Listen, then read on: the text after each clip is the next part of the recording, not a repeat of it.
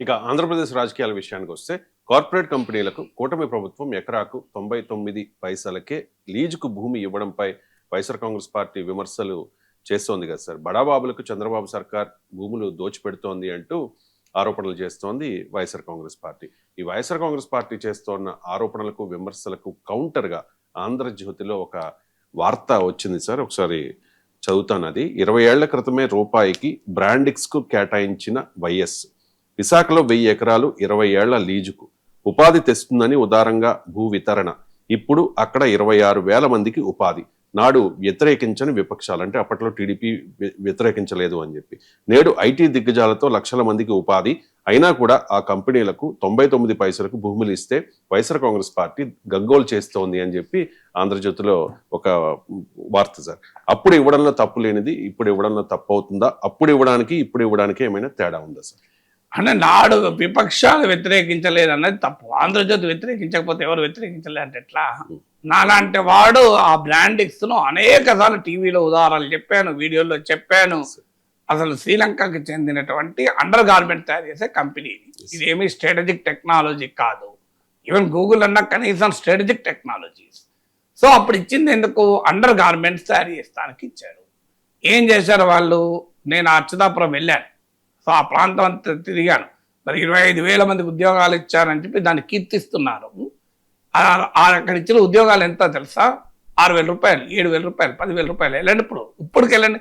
లేదా Andhra Jyothi send somebody there. So ఆ 25,000 ఉద్యోగాలు ఏమైనా లక్షల రూపాయల ఉద్యోగాలా? అసలు అక్కడ పక్కన పుడిమడకాడో గ్రామం ఉంది, నాకు ఇప్పటికి గుర్తు, చాలేలేదు ఢిల్లీ. సో అచ్యుతాపురం మీకు అక్కడ ఈ బ్రాండెక్స్ కంపెనీ వేస్ట్ ఆ పొడిమడకలోని సముద్రంలో కలిస్తే అక్కడ మత్స్యకారులు 10,000 మంది ఉపాధి కోల్పోయారు. ఆ రోజుల్లో 10,000 మంది ఉపాధి, 26,000 మంది ఉద్యోగాలు ఇచ్చిన కాదు బ్రాండెక్స్ కంపెనీ చేసింది. 10,000 మంది ఉద్యోగాలు కోల్పోయారు. మీకు కనీస కార్మిక హక్కులు ఉండవు.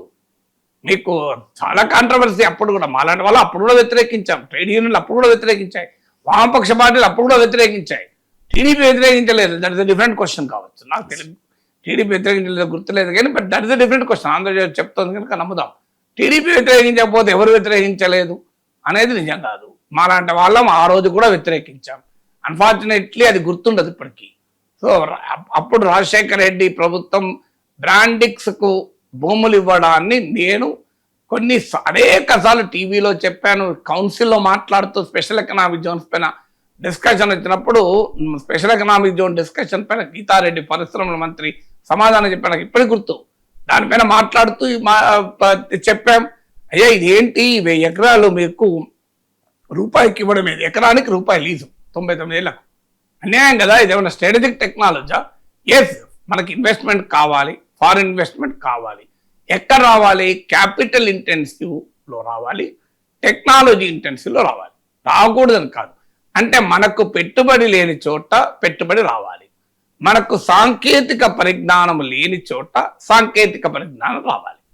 ఆ రెండు వచ్చేటప్పుడు నువ్వు భూములు ఇస్తే తప్పులేదు. అది కూడా ఎంత అవసరమో అంత భూములు ఇవ్వాలి. ఆ అవసరము కూడా మరి మార్కెట్ రేటుకు వాళ్ళు కొనుక్కోలేని పరిస్థితి ఉందా నిజంగానే? అంటే మనం భూమి చీప్కి ఇస్తేనే వస్తారా, లేకపోతే రారా? ఇతర స్ట్రాటజిక్ అడ్వాంటేజెస్ మనం ఏమైనా కల్పిస్తున్నామా? ఎందుకంటే land is a fixed resource. నువ్వు ల్యాండ్ ఫ్యాక్టరీలో సృష్టించలేము కదా. ల్యాండ్ను ఫ్యాక్టరీలో సృష్టించలేవు. మీరు ట్యాక్స్ కన్సెషన్స్ ఇచ్చినా కూడా మళ్ళీ ఇంకో రకంగా ఆదాయాన్ని పెంచుకోవచ్చు. ఒక్కసారి భూమి ఇస్తే మళ్ళీ భూమి తిరుగురాదు కదా. సో అందువల్ల భూమి అనేది లిమిటెడ్గా ఉంటుంది కదా. సో అందువల్ల భూమి ఇచ్చేటప్పుడు అన్ని రకాలుగా ఆలోచించాలి. అందువల్ల ఆ రోజు రాజశేఖర రెడ్డి ప్రభుత్వంలో భూములు ఇలా తేరగా ఇచ్చినప్పుడు మేము మాలాంటి వాళ్ళం ఆ రోజు వ్యతిరేకించాం. ఆ రోజు వ్యతిరేకించిన వారు మరి ఎందుకు వ్యతిరేకించలేదు వాళ్ళ సమాధానాలు చెప్పుకోవాలి. ఎందుకంటే బ్రాండిక్స్ అనేది ఒక అండర్ గార్మెంట్స్ ఇండియాలో తయారు చేయరాదా? మనకు చేత కదా. దానికి శ్రీలంక కూడా రావాలి. అదే మళ్ళీ శ్రీలంక, పోనీ ఏదో అమెరికాను అంటే అర్థం చేసుకోవచ్చు. నాకు గుర్తున్న వరకు Sri Lankan company, if I memory is right. Sri Lanka వాడు మనకన్నా మించిన టెక్నాలజీ ఉన్నవాడా నాకు చెప్పండి. చెప్పండి, శ్రీలంక వాడు మనకన్నా ఎక్కువ అద్భుత పరిజ్ఞానం ఉన్నవాడా? Just verify, I think it is Sri Lankan company. So అంటే మనము what are we doing here? So అయితే ఇప్పుడు మరి అయితే ఆంధ్రజ్యోతి చెప్పే పాయింట్ ఒకటి కరెక్ట్. ఆ రోజేమో రాజశేఖర రెడ్డి భూమి ఇస్తే జేజేలు పలికిన వారు, ఈరోజు గూగుల్ ఏ హబ్కి ఇస్తే వ్యతిరేకించడం ఏంటి అని, అది మాత్రం వెరీ కరెక్ట్. అసలు గూగుల్ ఏ హబ్కు కూడా వ్యతిరేకిస్తే, అప్పుడు వ్యతిరేకించిన వాళ్ళు ఇప్పుడు వ్యతిరేకిస్తే ఇంకా అన్యాయం. అప్పుడు ఒక స్ట్రాటజిక్ కంపెనీ కాదు, Google a hub is a strategic company at least. So గూగుల్ను నువ్వు ఒక బ్రాండెక్స్కు పోలికే లేదు. సో ఇప్పుడు వ్యతిరేకించడం ఇంకా అన్యాయం. Brandix Sri Lankan company. సో అదే నేను చెప్పిన, నాకు వస్తుంది, నేను చాలా నేను వెళ్ళి ఇప్పటికి అప్పుడు 20 years క్రితం నియర్లీ. సో అందువల్ల మీకు అది శ్రీలంకన్ కంపెనీకి ఎకరానికి 1000 రూపాయకి 1000 ఎకరాలు ఇచ్చి ఒక అమెరికన్ ప్రపంచ ప్రఖ్యాత మల్టీనేషనల్ గూగుల్, మామూలు కంపెనీ కాదు కదా గూగుల్ అనేది, దానికి ల్యాండ్ ఇస్తే అభ్యంతరం చెప్పడం హాస్యాస్పదం, అందులో అనుమానం లేదు. కానీ గూగుల్కైనా ఇవ్వడము అంటే రేషనల్ ఏంటి? ఇప్పుడు కంపారిజన్లు ఎక్కడ వస్తున్నాయంటే గుజరాత్లో మరి ఇలాగే రూపాయికి ఇచ్చారా 99 ఏళ్ళు. సో మరి మార్కెట్కు వాల్యూకు వాళ్ళు కొనలేరా?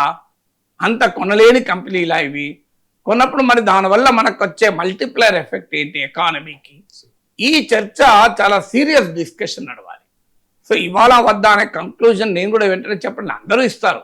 ఇప్పుడు ఎక్కడ ల్యాండ్, కానీ మన రాజకీయ పార్టీలు ఏంటంటే వాళ్ళు ఇస్తే రైట్, ప్రత్యర్థులు ఇస్తే తప్పు. ఇది అంతటా ఉన్న రోగం ఇది, ఇక్కడే కాదు ఇది. ఇప్పుడు బెంగాల్లో సింగూరులో టాటా నానో కార్ 1 లక్ష రూపాయల కారుకు అప్పుడు లెఫ్ట్ ప్రభుత్వం ల్యాండ్ ఇచ్చింది. ఎవరు వ్యతిరేకించారు? తృణమూల్ కాంగ్రెస్ వ్యతిరేకించి టాటా కారుకు అసలు 34 ఏళ్ల వామపక్ష ప్రభుత్వ పతనానికి సింగూరు నందిగ్రామ్ ఉద్యమాలే కారణం కదా. సింగూరు నందిగ్రామ్ ఉద్యమాల వల్లనే లెఫ్ట్ ఓడిపోయింది. ఎందుకు? వాడికి ఆడ భూములు ఇచ్చారు, పరిశ్రమలకు భూములు ఇచ్చారు. పరిశ్రమలకు భూములు ఇచ్చే వరకు పెద్ద ఎత్తున మమతా బెనర్జీ పోరాడి ఆఖరికి ఆ కంపెనీ గుజరాత్కి వెళ్ళిపోయింది. మరి గుజరాత్కి ఇస్తే ఆ గుజరాత్ ప్రభుత్వం హాయిగా తీసుకున్నది, అక్కడ ప్రొడక్షన్. అది సక్సెస్ కాలేదు, డిఫరెంట్ కేసు. సో అందువల్ల మీకు బెంగాల్లో జరిగింది తృణమూల్ మమతా బెనర్జీ అధికారంలోకి తెప్పించింది ఈ భూమి ఇవ్వడానికి వ్యతిరేక. అందువల్ల రాజకీయ పార్టీలు నిజాయితీలు ఉండవు, రాజకీయ పార్టీలకు రాజకీయాలే ఉంటాయి. అంటే తాము చేస్తే రైటు, ఇంకోటి చేస్తే తప్పు. ఇది అన్ని పార్టీలకు ఉండే లక్షణం, ఇది అన్ని రాజకీయ పార్టీలకు ఉండే లక్షణం. ఎవ్వరూ సిద్ధాంత రీత్యా ఇది రైట్ అని ఇది రాంగ్ అని మనం మాలాంటి వాళ్ళం అప్పుడైనా ఇప్పుడైనా ఒకే స్టాండ్ తీసుకుంటాం. అందుకే నేను చెప్పింది ఆ రోజు బ్రాండెడ్ కంపెనీ ఎవరూ వ్యతిరేకించలేదని ఆంధ్రజ్యోతి కథ నిజం కాదు.